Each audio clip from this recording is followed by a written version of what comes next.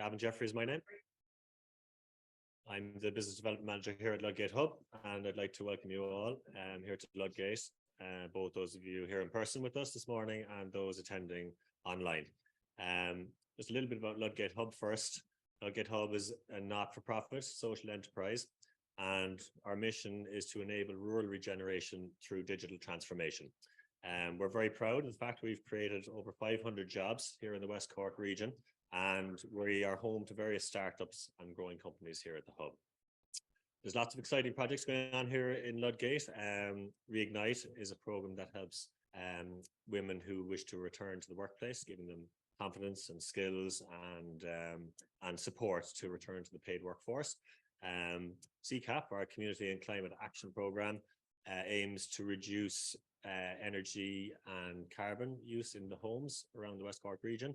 And another project, the Innovation Exchange, funded by the Department of Education and in collaboration with Further and SkillNet, aims to connect SMEs and startups to multinationals through solving challenges that multinationals might have for certain innovation problems they have in their companies. But today we're here for our Propeller Series, and Propeller Series plays an integral role in our mission to accelerate and nurture businesses at both the pre-start and startup phase. So today's Propeller is pitch perfect: how to effectively communicate with investors, clients, and employees. In terms of the structure of today's event, we have an online audience, as I said, and I'd ask those attending online to pop any questions they might have into the chat, and there'll be a live Q&A at the end of the presentation. So we'll commence now straight in 2 or 3 minutes and run through to 12:10, and that would allow us 10 to 15 minutes for a Q&A at the end. So now I'd like to introduce our speaker today. We're very fortunate to have John Deery present to us on communication and the methods that we can adopt to ensure that we are effectively communicating with the various stakeholders within our businesses. John Deery is a highly experienced public speaking coach and mentor, helping people and businesses to communicate effectively. Whether that be in person or online, he has worked with people from all professions, backgrounds, walks of life, and from all over the world. From graduates just starting out to CEOs, business owners, entrepreneurs, PR consultants, and even politicians. He has worked with dozens of companies and organizations, large and small, including PwC, Unilever, British Telecom, University of Law London, UK government, and many more. John runs a one-day public speaking course and can work with small or large groups of people. John is based here in West Cork and in London, but can work from anywhere. And you can find more information about John's public speaking course at thepublicspeakingcourse.com. So we might pop that into chat there as well, so you guys can check that out. So on that note, I'd like to hand you over to John. Thank you very much, Gavin. I'm just going to start my timer here. So I'm going to give myself 30 minutes, and I'm going to try and condense 9 hours of a one-day workshop into 30 minutes to give you a flavor. So thanks for that introduction, Gavin. And as you can see, I'm here to talk to you about how you can effectively communicate with investors, clients, employees, or indeed with anybody. And it's really important. I have a passion for communication. I've worked with people right across the board, as Gavin has said, and I've worked with people who run multinationals. I've worked with politicians that you know who they are. I won't name anybody. And I've worked with people who are just startups as well. So here are some of the people that I've worked with. Maybe, David, you could press that for me. Thank you. So here are the big names, of course, and I've put those on there because they are big names. But I've also worked with a lot of smaller people as well, maybe 1 or 2 people in a company, 5 people, 10 people, or whatever. So it's right across the board. And I have a huge amount of experience myself. I've spoken in front of tens of thousands of people. I've walked into boardrooms in the City of London where it's been quite austere, with the most fantastic boardroom table you've ever seen, looking out over the city. Mainly men in there, although there are the odd females now. And they would be sitting there in £5,000 suits and smart ties, all looking, look at me, I'm really good. And I've pitched on behalf of a client. I've walked into hotel conference rooms, 200 or 300 people, I've done speeches as well for clients, and I've walked out onto an auditorium, 1,000 people in the auditorium, mic'd up, lights and auto cue. So there's a huge amount of experience that I bring to bear, and I've put together a one-day a course called the Public Speaking Course, which takes place from 9 a.m. to 6 p.m. I run it in London, I run it in Cork, and I run it in Dublin as well. And my philosophy is that I want you for one day. At the end of that day, I guarantee you, you will be much better at speaking in public. So that is the guarantee that I give to people. So what I'll do now, I just want to play, we put together a short, less than 2-minute video, which gives you sort of flavor. So let's kick that off now, David, please. So I did John's public speaking course a year ago, and it's made such a big difference to my life, not just in the public speaking sector, but just generally with all my interactions. Forget about the chatter, forget about these labels that you give yourself, and just be there in that present moment. And you'll realise that your innate qualities, your innate talents will just shine.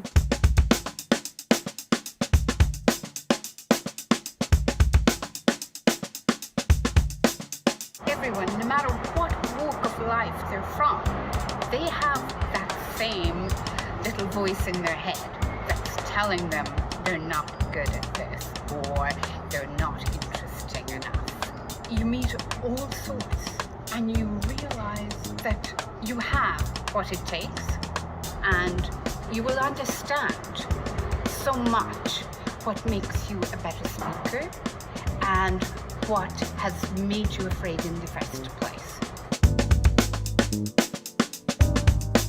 Speaking is such a major part of life, and it has a real effect on your quality of life as well, and that's something that I felt has improved for me. I no longer get those butterflies that you get before you're about to speak. I just think of the points that I'm going to say, and I just say them, and I don't give myself time to even feel those butterflies anymore.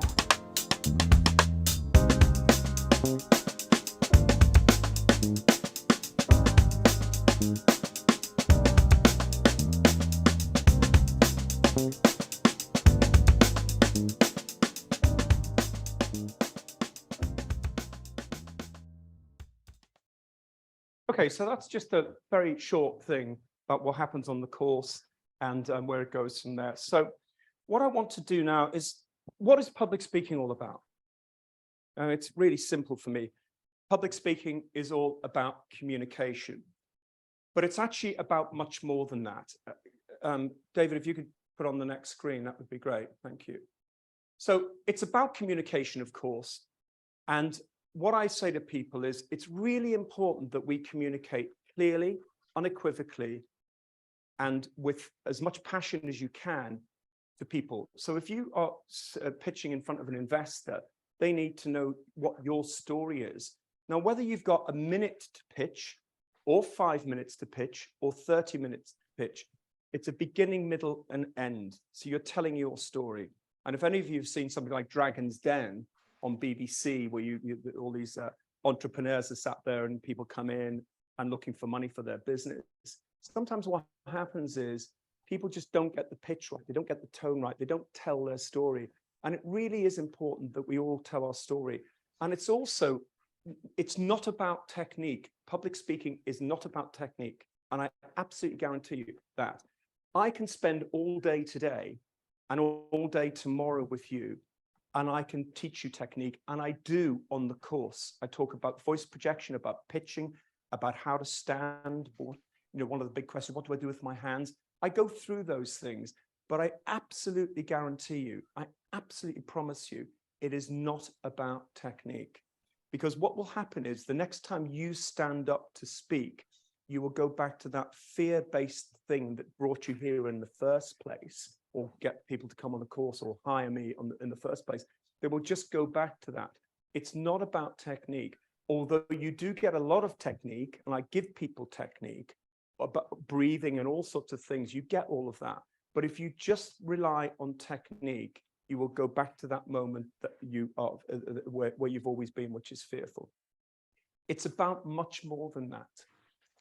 Absolutely much more than that. So what do I mean by that? It's about much more than that. this morning, when each of us here woke up, and indeed the people online, and indeed every other human being on the planet, whether they've woken up yet or about to wake up, when you were lying in your bed this morning, when you became conscious, so let's do the next slide now, David, please. When you were lying in your bed, there was a little voice that was going through your head. Little voice, thinking. Little thoughts were coming in. Oh, it's cozy. I don't really want to get up. Signed up for this thing. It's free. Not going to cost me anything. I'm going. The guy sounds weird anyway. I don't want to drive to Skibbereen. Or whatever it happens to be. Or you could be thinking about yesterday. What your son said to you, what your daughter, your husband, wife, boyfriend, girlfriend. Some little thing you're living in the past. Or it could be a month ago. Or 5 years ago. Or it could even be 25 years ago, when you walked into your school and you did your first nativity play or whatever it was in your particular case, and you stood up on the stage and you wet yourself because you were fearful, or that row that you had with your wife, boyfriend, husband, girlfriend, whatever it is, or what that boss said to you. So you're lying in bed and you're running that scenario and you're feeling those emotions that you felt, or you're projecting into the future. Oh, I don't want to go today. Oh, I've got to go to the in-laws on Sunday for lunch. I don't want to go.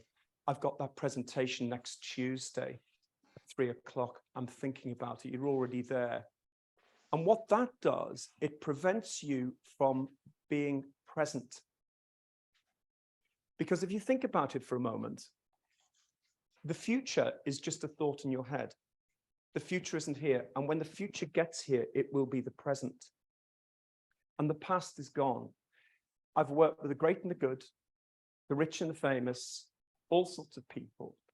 And it doesn't matter how powerful you are, how much influence you have, how much dough you have in the bank, you cannot change the past. Now, maybe in 1,000 years, if we are here as a species, and I hope we will be, maybe in 1,000 years, we will have advanced to the point where we can do that. But right now, we can't. So the past is gone and the future's not here. So what we have is the present. Now, you might be thinking, well, that's all fine, but what's that got to do with public speaking? Well, it's absolutely the core of public speaking. It's the absolute core. Because when you are present with people, they feel it, they sense it. And when you walk into a room and you connect with the room, they feel it. And if you make a mistake, that's fine. You just say, you acknowledge it. If you make a mistake, if you feel nervous about it, you just acknowledge it. So being present, having that, witnessing the little voice in your head. In other words, being conscious of being conscious is really important. So the part of you that is aware of your thinking is the real part of you. You can witness that thought. You can just witness that thinking. You can be the observer of your thoughts. And you can challenge your thoughts then. You can challenge the lie within that. And often people, you've seen people, I'm sure, walking down the street having conversations with themselves. I am no good at that. You are no good at that. There's 2 or 3 people there. I'm no good at that. It's not going to work out for me. It's going to work out for him. It's going to work out for her. It's not going to work out for me.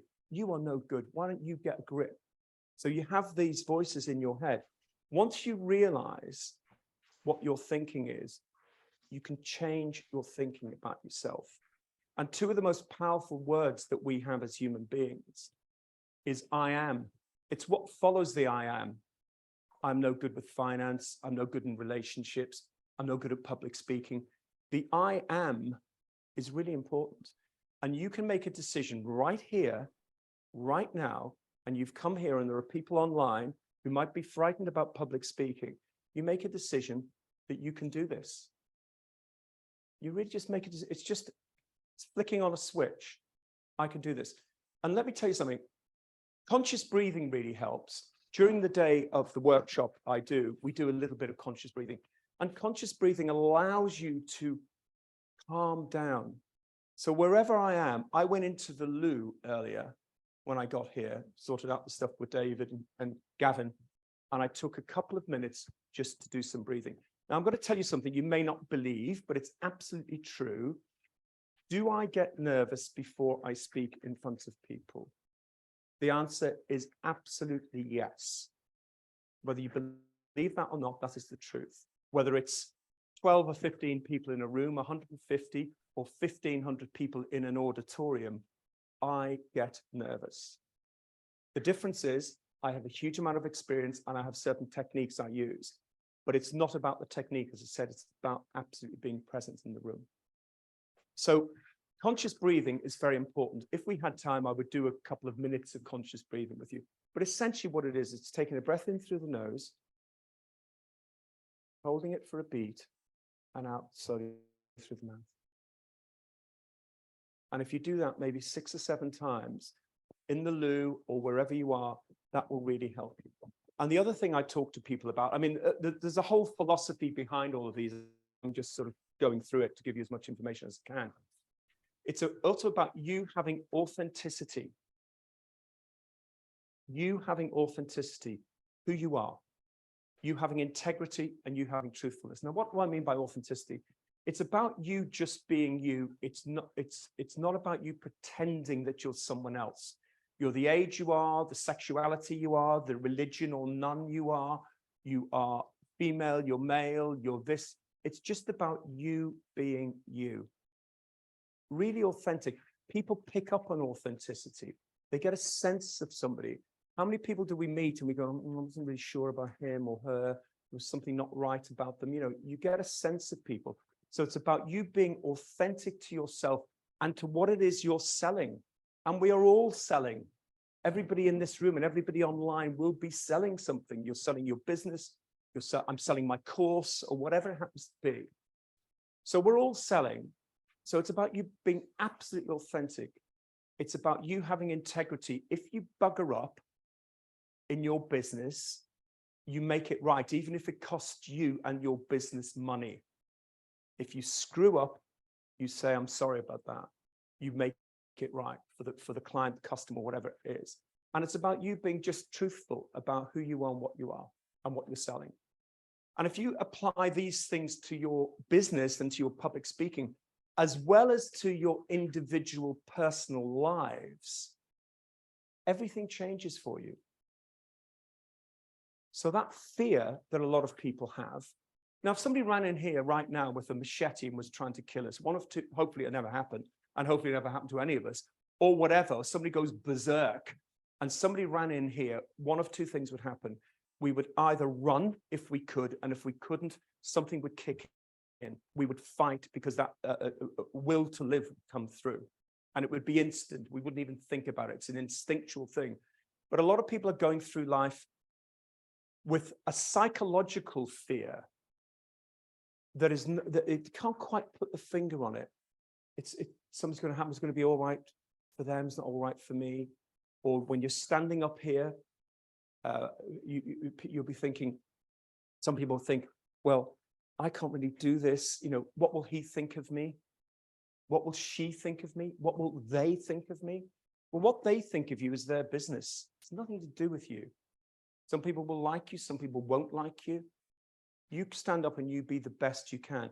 And if you make a mistake, and often I get this question, what happens if I make a mistake and my mind goes blank? The best way to get through that is just say, you know what, folks, I forgot what I was going to say. Oh, yeah, I remember. And it will come back to you. Or if you're reading something from the screen or there's something up there and you say, yes, it was 2,000. And then you realize you should have said 20,000. And the little voice will be going, haha, you made a mistake. They're writing your name down. They're going to get in touch with your boss. No, what you do is you say, hang on, sorry. I don't know why I said that. I said 2,000. I meant 20,000. I've done this many times before. You instantly admit it and then it goes away. So that whole thing goes away. So it's about you just being absolutely authentic to yourself. So when you get in that space, the technique doesn't matter. One of the most incredible speeches I heard was from a woman who did my course in London. And she was quite slight. She was very small. She was from Somalia. She came from an abusive relationship. She got asylum in the UK. She came over here. She lived in one room with 3 kids. And she ended up, couldn't speak English. She ended up learning to speak English, went to an access course, got her examinations that she needed to get into university, went to university in London, studied law, got a first in law. And now she helps other women from backgrounds like that find genuine asylum seekers who have got status to live in the UK, help them find a job, help them get accommodation, etc. And this woman thought she had nothing to say. And it was the most powerful, one of the most powerful speeches I heard. And she wasn't razzmatazz, she wasn't Tony Robbins, big teeth out there, you know, all that. And you know, she wasn't like that. She was just herself. Everybody in the room, when she did her speech that we do on the day, everybody does a speech on the day, had everybody in tears, myself included, because she just spoke authentically. When she walked in, she thought she couldn't stand up to speak. So it doesn't matter about, you know, how big you are, how loud you are, or whatever. It's about you being authentic. She had the room in the palm of her hand because she spoke from the heart. So, and it's the same for you. So let's move on to the next slide, David, if you wouldn't mind. So 3 fundamental questions I want you to ask yourself. I won't ask anybody individually. You answer them in your own head. When is the most important time? Who is the most important person? And what is the most important thing to do? So for me, the most important time is now, right now. That's all I have. Everything in this moment is absolutely perfect. It's this moment, that's it. It's not when I started, and it's not when I finish this thing. It's right now. The most important time is now. The now, right now. Who is the most important person? And some people say, most important person is my mum, my dad, my husband, my daughter, my son, me. I'm the most important person, bugger everyone else. For me, the most important person is the person you are with or the people you are with. So when you communicate and you think about this for a second, if you have children and you are reading a book to your child at night going to bed and you are present with them, they sense that, they feel it, they know it, they can somehow, it connects with them. And if you're in a room with people, you're pitching or whatever it happens to be, or you're having an interview, and you are absolutely present with them, and not in a weird way. I'm not saying you're suddenly talking to someone and you're saying hi, and you give the complete thing to their eyes like that for 20 minutes, because they'll be going, oh my God, this woman's mad, or this guy's mad. It's just about that connection. It's just about that connection with another human being. And it's about you being real. That's what it's about. So the most important person is the person or people you're with. So when we finish here today, around about lunchtime, 12:30, 1 o'clock, you might go into fields, you might go and get a coffee, you might go and get a soup or whatever. The most important person becomes the person that's serving you. You can talk about trivia, the weather, football, politics, or whatever happens to be, but you're just present with them, just for a moment. It may just touch them just for a moment. You're not going to tell them your life story. You're not going to invite them round to dinner, but you're just there with them. And people, here's the irony, people can be being intimate with one another and they're not present. Think about that for a second. So when you're present with people, people sense it, they feel it. And what is the most important thing to do? And for me, the most important thing to do is to have compassion. And that's compassion for the other and compassion for yourself.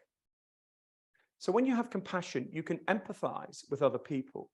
We can watch a movie that's set in the sticks of America, or in the bush in Australia, or in the north of England, or in the south of Ireland, in another era. And if that film is good, we can relate to those characters, even though we may not even speak their language.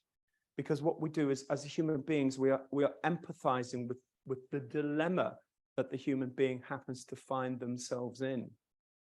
And we are all connected, in my view. We are absolutely all connected. And when you approach public speaking from that point of view, You can do it. You don't have to be loud. You don't have to be gregarious. You're just you. You are just you. And that's the important thing. So David, just give me the next slide. That'd be great. Thank you. Two things I've learned.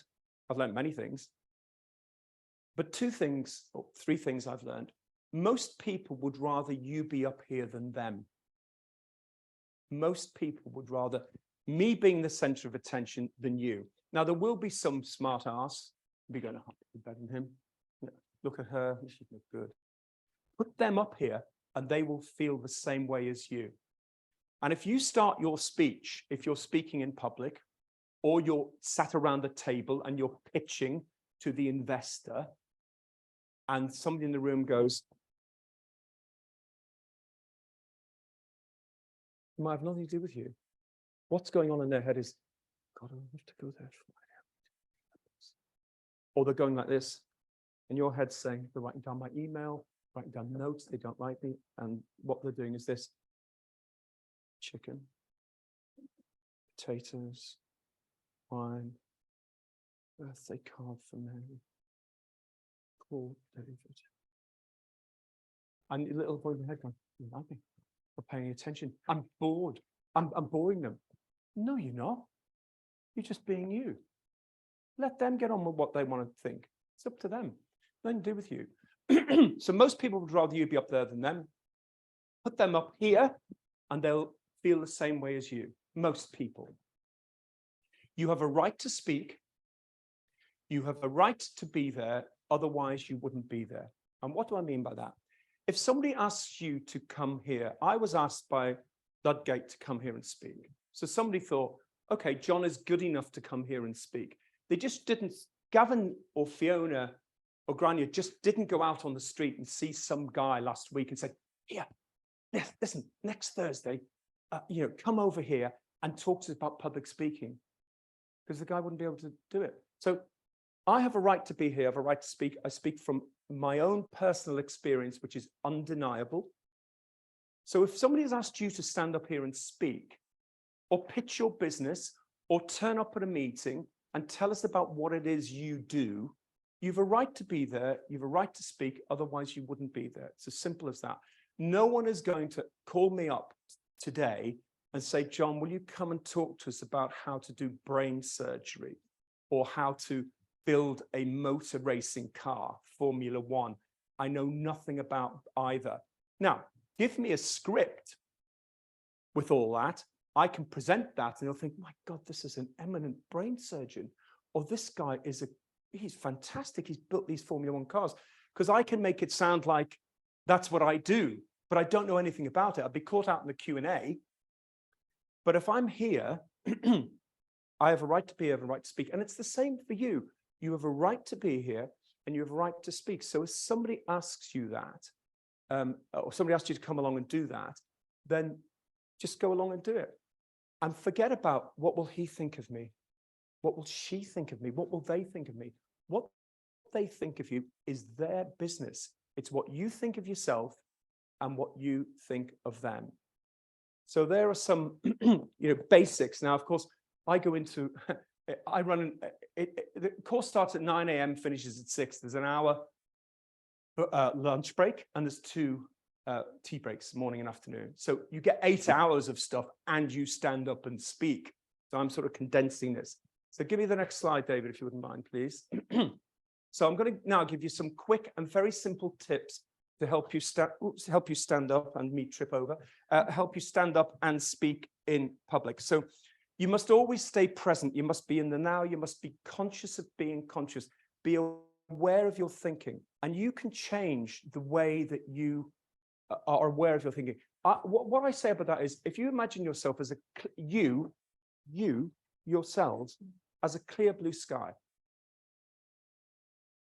and even on a clear, gorgeous summer's day, a cloud will come across that sky. It might be a light, fluffy cloud, could be a dark cloud sometimes.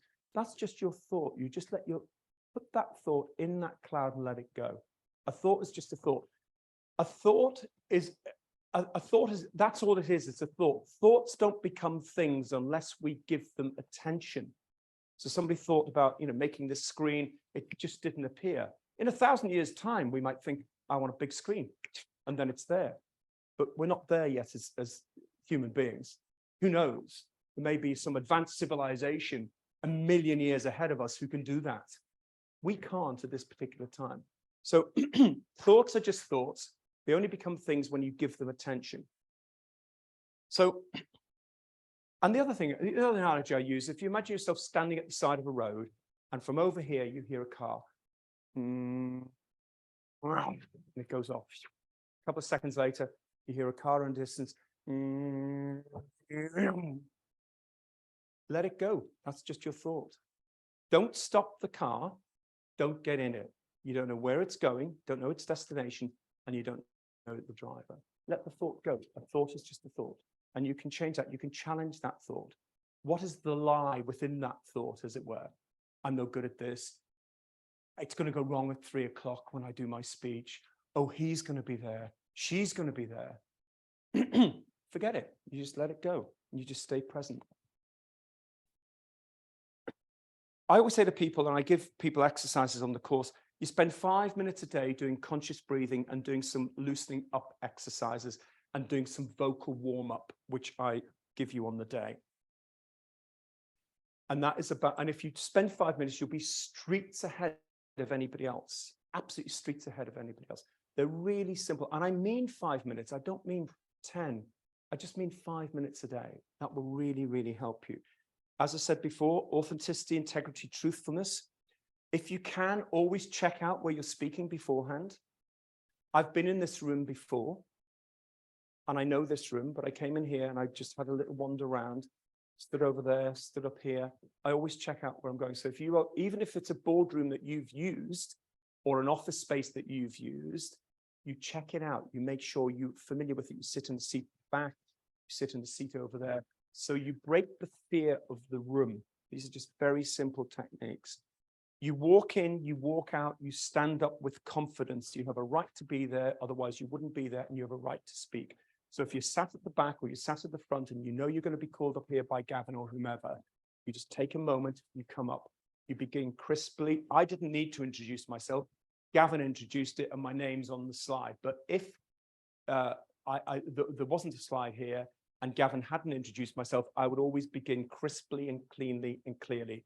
Good morning, everyone. My name is John Deery, and I'm here today to talk to you about how to speak in public. Now, remember, you are used to saying your name all the time. Somebody's hearing it for the first time. So be absolutely clear. And particularly if you're speaking with an accent, always be clear. People don't, you may not hear. I get loads of phone calls. Hi, John, it's so. Can you call me back on 07711384327? What?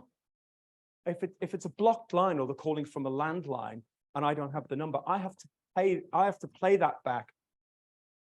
I have to play that back 3 or 4 times to get the number. It really irritates me. So that's my 5-minute warning. I've spoken for 30 minutes. It's flown. So I'm going to finish in 5 minutes. So let me give you some other tips. Take a moment before you begin to let the audience settle, to let them know that you're here and that you've got something to say. It's just that beat when you stand up. Okay, here I am. Always do that. Now, I hope you've all noticed, since I've been speaking, that I've made eye contact with all of you, just for a half beat. Now, if there's 300 people in the room, which I've had in a big hotel conference, I can't make eye contact with everybody, otherwise we're going like that and it looks weird. There's about 12, 15 people here, and I've looked directly down the lens to the people online as well. So it's just making eye contact, just for a split second. It's not about singling somebody out and giving them the whole thing. She's the CEO of the company, therefore I have to give everything to you. No, it's just about anybody in the room is important. Otherwise they wouldn't be in the room. I treat them all equally. So I just bring the audience into me. So make eye contact with people, but not in a weird way. It's just for that half beat, because that allows me to bring the audience into me. Introduce yourself if you haven't already been introduced, and you introduce yourself clearly. You are used to saying your name. Somebody is hearing it for the first time. I don't know who's online. I've no idea. It could be from anywhere in the world, likely Ireland, but I deal with people all over the world. I deal with people who speak in all sorts of different languages. English is not their first language. So I have to make sure that I'm heard clearly. And body language is important as well. So your body language, you be there. Lots of people, when they come up, I see people do that. See people do that. A lot of women, I'm sorry to say, I've seen this. Do that because there's a sort of, don't look at me, you know, there's a protection. I've also seen, if I may just take this chair a second, I'll take your phone as well. If there's I always get rid of all furniture on the stage, because if people are speaking, what happens is slowly, almost imperceptibly and unconsciously, they'll move to the chair. Look at the chair, don't look at me. I make sure all furniture is gone. And I stand in the most vulnerable place in the room, the most exposed place. It could have been up here, a bit weird up here, I think. But here, everybody can see me, I can see everybody, I can take the room in. So be clear, be concise, be focused. You are telling a story, your story, beginning, middle, and end. You're selling whatever it is you happen to be selling. Go with the flow. If you make a mistake, you acknowledge it. The best way to get through that is acknowledge it. And also the other question I get is, what happens if I go blank? If you go blank, what you do is you just take a moment. You say, you know what? I forgot what I was going to say. Oh, yeah. You just go with it. You absolutely go with it. Now, here's one final thing before I finish, because I do want to finish on time. From now on, whenever you are speaking, there's going to be two people in the room, Mrs. Jones and Mr. Smith. So they will always be in the room now. Just have these people in your mind, these fictitious people who show up every time you speak, regardless of the size of the room. So if we were in a big hotel and there's 200 or 300 people here, Mrs. Jones and Mr. Smith, they don't know each other. And guess what? They sit at the back of the room. One sits over there, one sits over there. They're both in their mid-80s. And they are both slightly deaf. And your job is to make sure that Mrs. Smith and Mr. Jones always hear you. If I shouted now, you would all go, oh, it would be embarrassing. But if I project, it's a different matter. And I project always to the back of the room, wherever I am. Now, some people can't project. I teach you how to project, by the way, when I do my course. But projection it's pitching, it's in the head. It's not in the voice. If you just take it from your voice and your throat, you will wreck your throat. So they are some basic, just on the other slide, the final slide, there are some basic things. I hope it's giving you a sort of overview. It's much more complicated than that. You can find, you can have a look on the website. You can get in touch with me, or you can get in touch with me via Gavin or Ludgate. So I hope that's given you a sort of flavor about what I do and about how to communicate in public. I'll finish on this. It's not about technique. It's about being present. And it's about connecting with other human beings. So there we are, 8 hours and 35 minutes.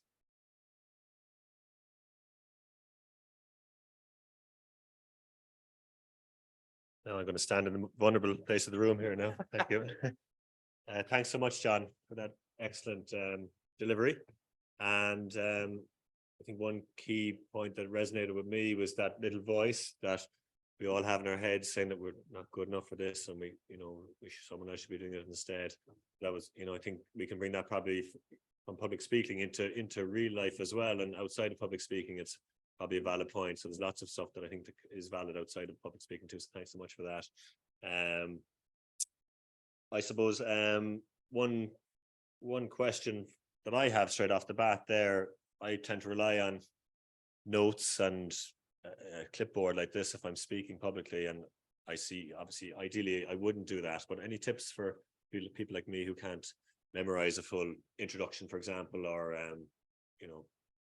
Yeah, well, the best way to communicate is without notes if you can, because you will know your subject matter. Now, if sometimes you might have to have what I would call just bullet points. So sometimes if I'm doing a speech where it's quite technical, for instance, I have to read the speech or use autocue, then I have that in front of me and I use autocue. But I can speak off the cuff, and you can just have, introducing John, talk about Ludgate, or talk about what's happening in the next week or so. So it's always better, because sometimes what happens is people tend to, if you've, first of all, this is your crutch. Yeah. Look at me. I've got the clipboard, I've got the microphone. And sometimes I see people doing this. I always try to encourage people to just get rid of it. And if I were doing this here and I had 3 or 4 bullet points, I can walk over. I see, and it's in big type, so as I can see it from here, and I'll just talk about X. So that's sort of what I did there, just looked at the slides. So I would always encourage people to try to do it, because it's much more natural if you can. If it's highly technical, or you have to relay certain information, then you may need to read it to make sure it's right, or you have it on the screen. But wherever possible, speak off the cuff, because you know why you're there and what you do, and have bullet points and not a bit of paper, if you can, is my advice. Yeah, thank you, Dan. And I don't know if we have any questions from anyone here with us. Give you the microphone there, Mary. Yep. Hi, my name is Mary McCarthy from Skibbereen. Thank you for a great talk, firstly. It's the reason why we should be keeping our eye on Skibbereen, because everything is happening in Ludgate, so thank you. What I want to say is, if I had a pot of gold, right, I'd give it to you, right? What is the trick that you learned that helped you the most in improving your speech delivery and speech making? Well, I think everybody is nervous. It's natural to be nervous. So I don't associate nervousness with it's all going to go wrong. The biggest thing for me is being absolutely authentic and present. That if I had to boil it down, it's about being present. That is the thing, and it's about you just being you. And it's not about showmanship. It's not about it's not about the ego, because people see ego and they know that I don't like that person or whatever it is. So it's about being, it's about speaking from your own experience, your lived experience, or the experience that you really have. Because I can't say I've had 3 children, I've given birth to 3 children, because I haven't. I have 2 kids, I've been part of the birth, but I can't say that. My wife can talk about actually having kids. So it's about you speaking from your heart about what it is you do, what your job is, what your experience is. I can talk about, as I said at the beginning, there isn't anything I haven't seen, haven't heard to do with public speaking. I walk in to a course, or I go in and I go to a company, I walk in, I shake the hands of the people, I take my hand away and it's covered in sweat because they're nervous. I've seen stains down, down shirts, blouses sticking together, sticking to the person, sweat pouring down. I've seen it all. So what I do is I speak from my own experience, and that's undeniable. So I think the key, if I had to distill it right down, it's a 3-legged stool. Being present is the first leg. Consciously breathing when you are nervous, and then AIT, authenticity, integrity, and truthfulness. That is the core of it. So, technique, I can teach you, and I do all that, and voice projection, and I do elocution stuff, and I do all sorts of little exercises that give you the ability to stand up, but it ain't about that. And if I had to, of those 3 legs of the stool, the most important is to be present. Have fun and enjoy it, and just be yourself, because people sense it. Thanks, Mary. Eamon? Hi, John. Thanks for your time today. I found, maybe in the last few years, pandemic, and now it's become part of the course, giving presentations, speaking, meeting online, where whereas when I speak online, I can get the reaction of somebody's face, and I can even talk to them, or if I get lost, I can have a joke with them. Where I'm finding online, it can be a lot of blank screens, or you're looking in Zoom and half of them don't have their camera on and stuff like that. And it's very hard to get in the worst of both worlds there, where you're speaking to yourself, but in front of an audience that you get no reaction from. Yeah. And I've wondered, how have you found adapting to that, or in tips, recommendations, and so on? Yeah, well, that's a very good question. And in particular, because the pandemic, we're on Zoom now, I believe it's Zoom, and there are people here listening. It's a very good question now, because once the pandemic hit, Zoom, lots of people use Teams, Microsoft Teams prior to that. Zoom has taken off hugely. I am on Zoom virtually every day. I can speak to 150 people, 200 people, or whatever. So the important thing about Zoom is this, and I do work with people on Zoom. The important thing about Zoom is this. So first of all, if you were in control of the Zoom thing, I always say to people, please keep your cameras on, because people go on and they say, oh, hello, and then there's the disembodied voice, and they're looking at their phone, they're making a cup of tea, whatever. I always say to people, please, unless there's a legitimate reason why you can't, please keep your camera on. Now, one of the techniques, and I'm just going to show you this Zoom. So I'm going to use your good self as the Zoom camera. So if you are the camera Zoom, so there, what I do is I make sure that my eye line is absolutely level with the camera. So you are your eyes are the camera. Now, if I'm looking directly into your eyes, I'm also looking at everybody else on Zoom. So think about that for a second. It feels a bit odd, because if you're talking directly into a camera, that camera there, it feels slightly odd, because what you want to do naturally is look down at the little boxes, see people nodding and all that. The amount of times I see politicians on television, on Newsnight, on BBC, on Channel 4, RT, whatever, and they are talking, and the presenter, the journalist asks them the question, and they're giving it to the journalist there because they think they're talking to the journalist because they're looking at the journalist. But there's the audience. Everybody in the country then gets it if you give it direct. So that's a technique. And I make sure that I'm in the center of frame. I make sure I have a high definition camera. You can buy them for 30 quid. So it's really crystal clear. You make sure your sound is right, but my eye level is always directly with the camera. So when I've got something very important to say, I say it to directly down the barrel of the lens. Everybody else, the 200 or 2,000 people, get it straight away. If I look down at the little boxes in 25 boxes, and there's about 12 screens, I'm not connecting. Yes, it might be nice to see Mary nod. Oh yeah, she enjoys it. But when I'm looking directly into camera there, everybody gets it. So for instance, you guys looking online, I'm looking directly over to you, and I looked at you a couple of times on here. So you see me. Now I'd be sat down. If I was at home or somewhere, I'd be sat down and my eye line would be directly to camera. That's the most important way to connect with people. And Zoom, I mean, it's been great because it's helped people connect, but a lot of people use it as a barrier. There is a filter in a way. So you give it straight to camera. If you can, if you're in a position to say, look, folks, I'd really, there's 20 of us on here. It'd be really good if all of us could keep our camera on. That's great. You may not be in that position because it may not be your gig or whatever it happens to be, but your job is to connect. So the eyes of the camera connects with everybody who's on Zoom. And that's one of the techniques. And you check out your background, make sure it's not all over the place.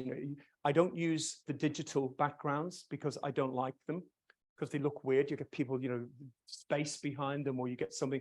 And also when you move, it tends to sort of, it blurs a little bit. I much prefer a space, a neat space. So that's the best way to communicate on Zoom or Teams. It's the same thing.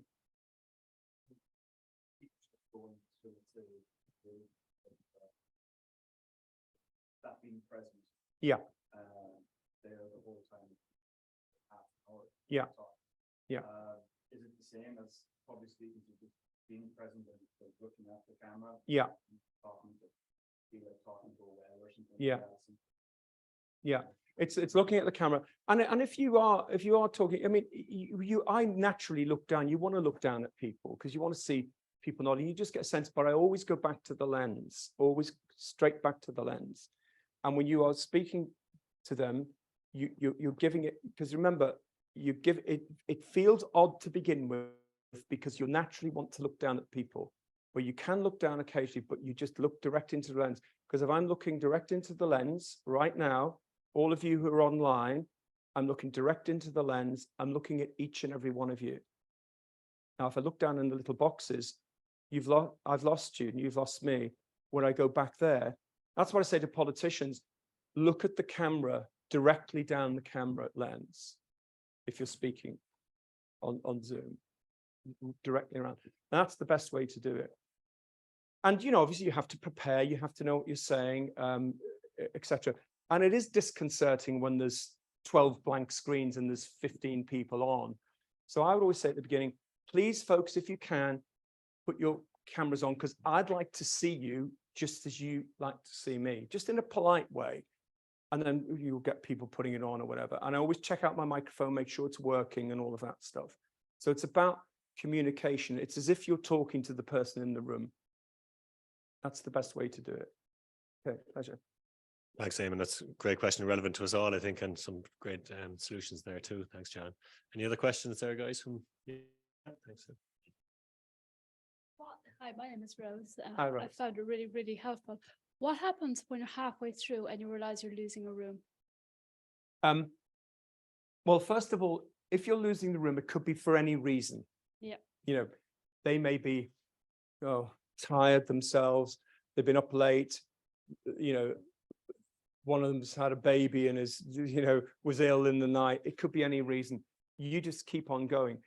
I was very strict on time. So if you're going to speak for 10 minutes, you speak for 10. If you're invited, I said to Gavin at the beginning, I'm speaking for 35 minutes. We're going to set a timer, 30 minutes and 5 minutes. I like to begin on time, which we did, 11:30, and hopefully we'll end on time as well. So it's important that you try not to lose the room, but it's up to them. If you've been asked to speak, you just deliver what it is you believe is right for you, which is being present, about you being authentic and dealing with it. So if you've been asked to speak for 10 minutes, you speak for 10 minutes. You don't speak for 11. If I went to a conference once, the guy was speaking for 20 minutes, and guess what? He had 35 slides. And after about 11 minutes, he was only on about slide 4. And he was clicking the thing all the way through. It's a nonsense, you know. So it's about, if you lose the room, you've got to look at what it is you're saying. And most people will remember the opening. Hi, I'm Rose. I'm going to talk to you about. So, and they remember the closing. And they might, if you're lucky, remember 2 or 3 things in between. But you can always send them that presentation, or you can send them something by email. So don't worry about, that's your head saying, I'm going to lose the room. I'm not interesting enough. You know, they're going to like somebody else. That's up to them. If you've been asked to speak there, you speak, and you speak authentically, and you tell them who you are and what you are. And even if you're only 5 minutes, and you can also begin by saying, hi, I'm Rose. I'm speaking here to, listen, I haven't spoken to this many people before, and I feel a bit nervous. We all empathize with that. You know, I'm you and you're me. You know, and when people admit, oh, I'm a bit nervous about that. Oh, I don't know why I said that. We go, oh, it's fine. You know, it's the ones who go on with the arrogance, which we saw yesterday in the British Parliament. There was a blonde-haired bloke talking for 3 hours. So, you know, we know people sense when things are right and not, you know. So it's about you being authentic, Rose. That's the thing. And if you ask to speak for 10 minutes, you speak for 10 minutes, you don't speak for 11. Super. Thanks so much. And with that in mind, we're 15 minutes into our Q&A there. So I'll close it up there. And a huge thank you to John for all your insights there. I think we all picked up on a lot of tips there today. And I'm sure if you want to find out more, publicspeakingcourse.com, check that out. And keep an eye on Ludgate socials and websites for future events coming up here at Ludgate and our future propeller events as well. So thanks everyone for coming both online and here in person today. Thank you. Thanks, Gavin.